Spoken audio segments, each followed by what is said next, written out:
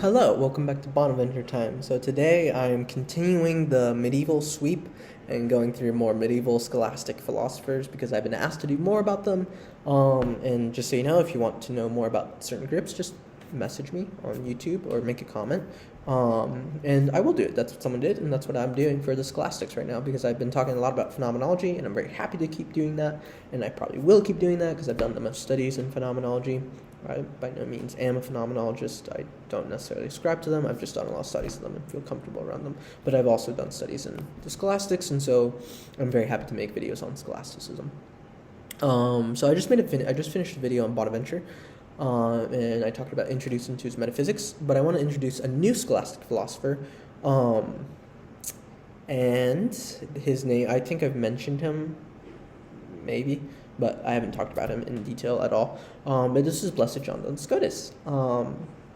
He's one that there's a lot of different myths about him and what he thinks, and to be fair, he's very hard to read. He's very difficult.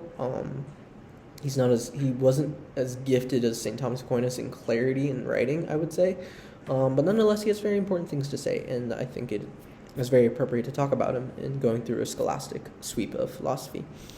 So Blessed John Duns Scotus. I'm not going to talk too much about his biography because we actually don't know too much. He was just a little kid when Bonaventure and Thomas Aquinas died.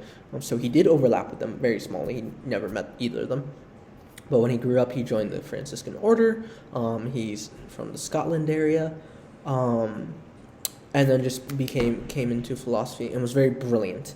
But some very interesting things, and this is important to note, I'm not going to be comparing him too much to Bonaventure. I'm going to be comparing him mostly to Thomas Aquinas because he's actually more taking up the writings of Thomas Aquinas and responding to things of Thomas Aquinas, or trying to advance and follow or clarify things within Thomas Aquinas. So I'm going to be talking a little bit about him in relation to Thomas a little bit. And just so you know, there's so many myths about Duns Scotus and how to interpret him. I'm going to be giving as faithful an interpretation as I perceive him and as my interpretations following from Scotus I've studied under. So if you have qualms about how I present things, feel free to comment and we can maybe discuss this, or I'd be happy to write a correction video if you think that I give an inaccurate interpretation. But this is the interpretation I'm going to take from him, having read him myself. And studied him. I haven't studied him as extensively at Bonaventure, so I will admit that, but I have studied under Scotists who have read him extensively. So I'm going to be presenting on those topics. So hopefully there is no inaccurate interpretations. So Blessed John Duns Scotus. I'm going to talk about two principles that I think are very important to his philosophy. One is the univocity of being. And if you watch my Bonaventure video, or you've seen any of my metaphysics videos, you're going to know that probably sounds odd, especially when I say that that's his way of speaking of our relation to God or in being in general. And if you're familiar with metaphysics, that might be sounding off alarm bells in your mind, and that's probably a good thing, actually. But I want to clarify what he means by this. So for those not familiar, there's a couple terms. There's univocal, equivocal, and analogy that we'll use in metaphysics.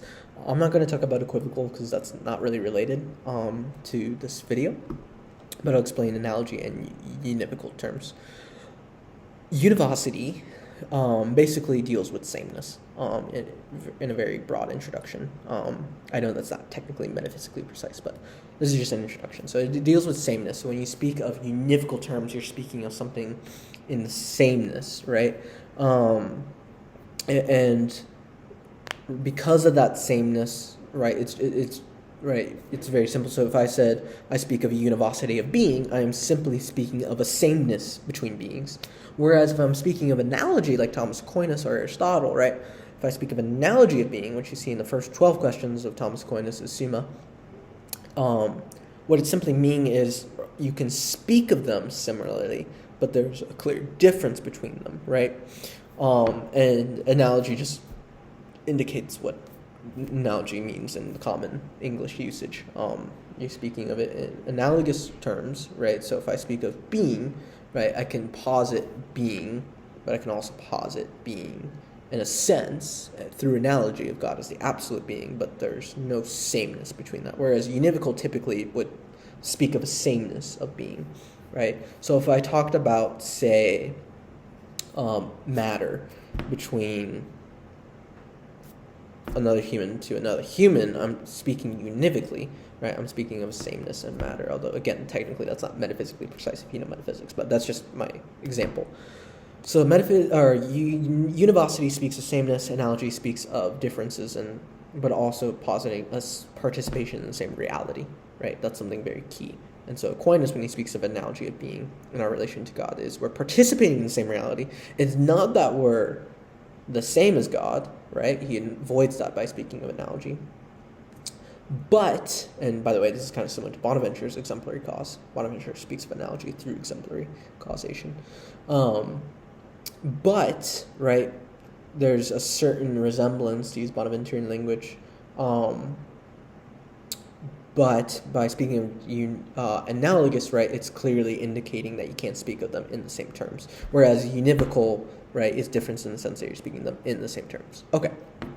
That was a little drawn out. I apologize. But that's the background for speaking in Duns Scotus. So now if we talk about univocity of being for Duns Scotus, that seems very problematic, and it should. But it's not. There's a clarification. Some people and some Scotus will call it quasi-univocal because he's meaning something different. Really what he means is just analogy of being. And so it's not something grand. There is something very, I think, beautiful about how he uses univocity. But I just want to say there's not something really grand here that's like mind-blowing totally. He's simply speaking of analogy being with one exception that is actually kind of beautiful. So for Duns Scotus, he's thinking about this as most scholastics do in kind of logical principles. And he's thinking of two extremes. So we have God and man, right? Two extremes in the sense that, right, in analogous terms, we really can speak of them in the same way because God is God and man is finite, right? We have infinite being and we have finite being. And in some way you do posit being, but it's in an analogous way, right? Because we can't speak of it in the same way.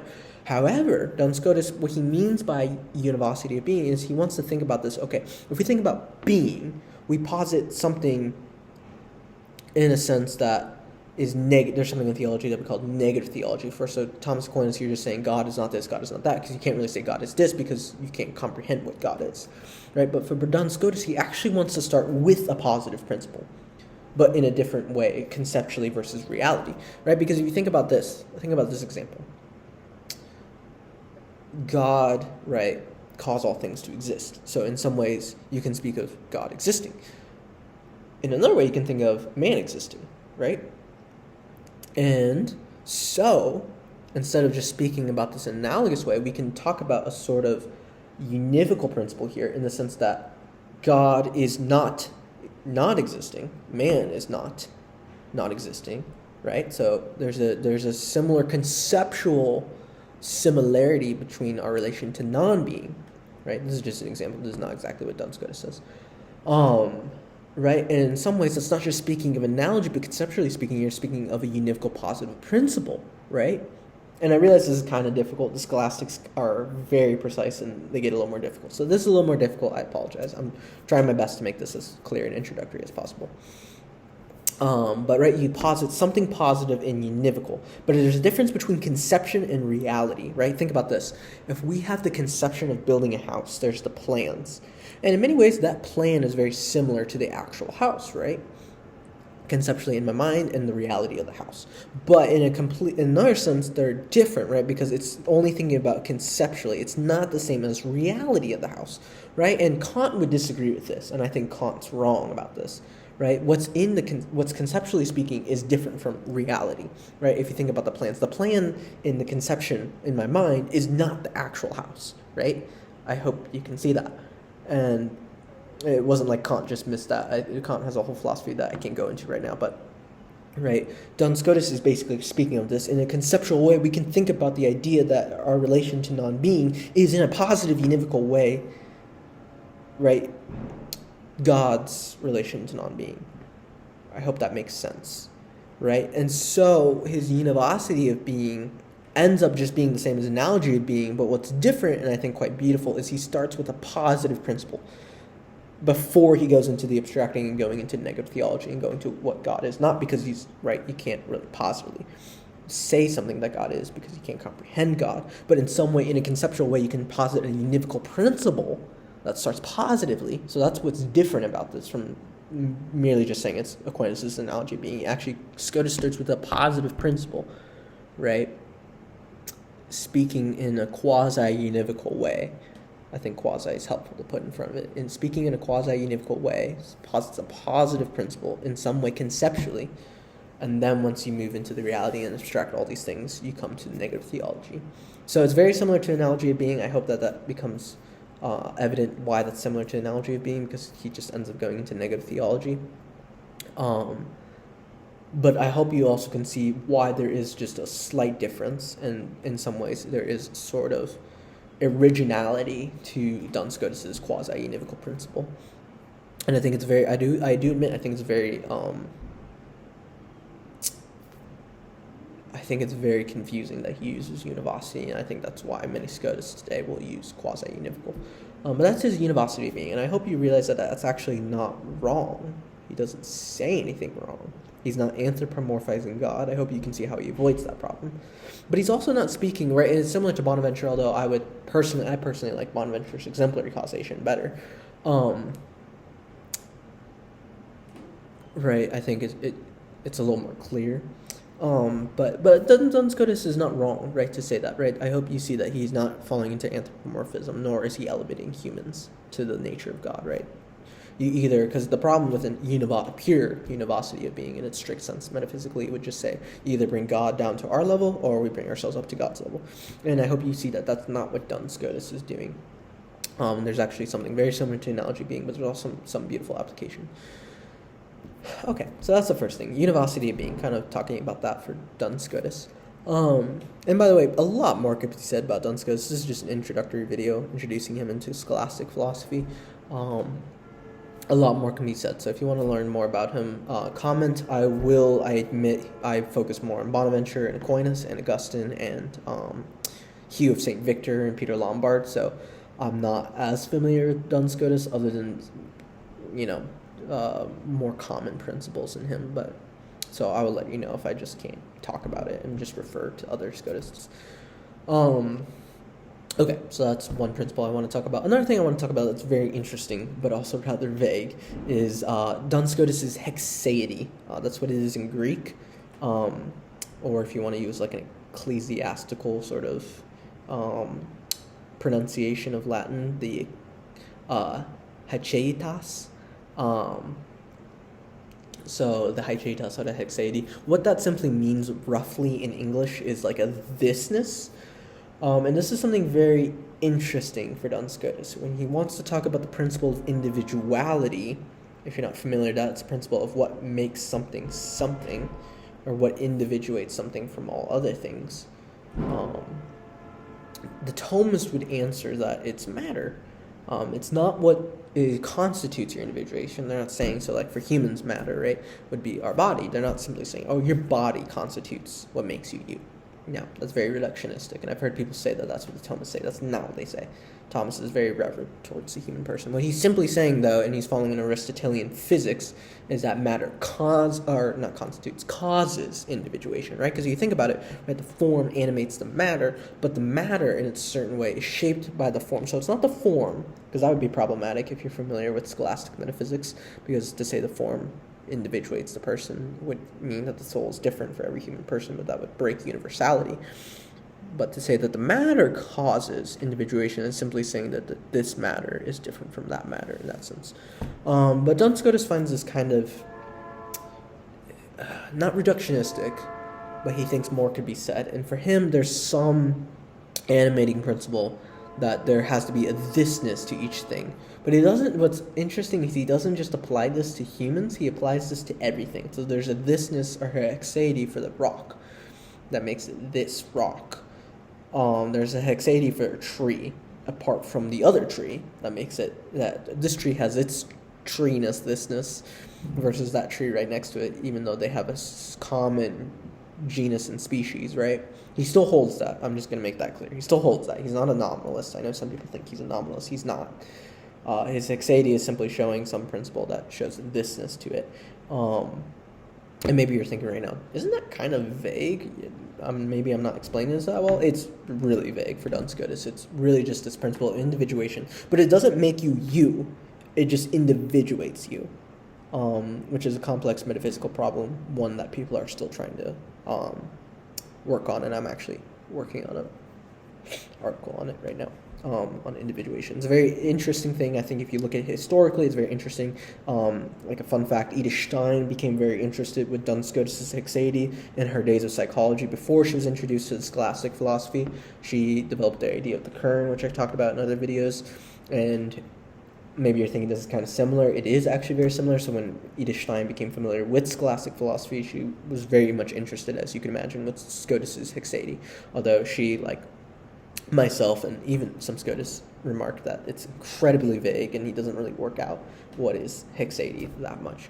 But that's there's some beautiful principle to that in Duns Scotus' philosophy, thisness, because it shows a unique individuality to the person, right? That's what he's trying to get at. He wants to say that you can't really say that it's just matter that causes individuation, because that doesn't really explain what makes this person apart from that person, right? It's not fully explaining what makes you in a full metaphysical sense, but it's still in some way he's trying to show what makes you this person apart from that person, right? Because you don't just speak of people in instances, right? You don't just say, oh, another human person was born, right? You say this human person was born, right? But that's not nominalism, right? Because they're still born under this common genus species, if you want to speak in Thomistic terms. But you can't just say they're another instance of humanity, right? And that's something, if you're familiar with personalism, I've talked about it, that's something that's deeply integrated into personalistic philosophy and speaking of the human person's individuality, unrepeatability. Dr. John Crosby will talk about the selfhood of the human person, or unrepeatability. Hildebrand talks about it a lot.